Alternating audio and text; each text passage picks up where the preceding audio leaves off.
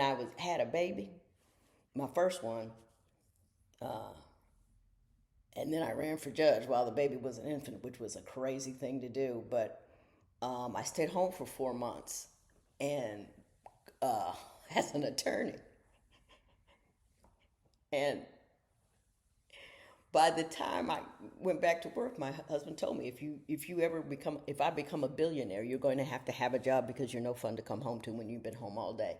And I didn't realize what I was doing. And my mother told her, he says his chest gets tight every time he gets to the door because you've been in the house all day long, you know, ginning up problems.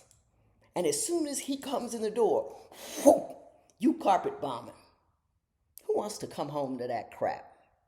I was like, ooh wee. So he would come home and be cranky. And then here's the interesting part. He would come home and be cranky. And even when I stopped, he'd stay cranky because he'd gotten a habit of, I had taught him that the doorway was a bad place. And I had to sit down and talk to him and dig up that experience. I said, yes, I know I used to, but I don't anymore. So you need to, you know, reassess and readjust. You have to talk about things, and you can't just, you put your turn signal on.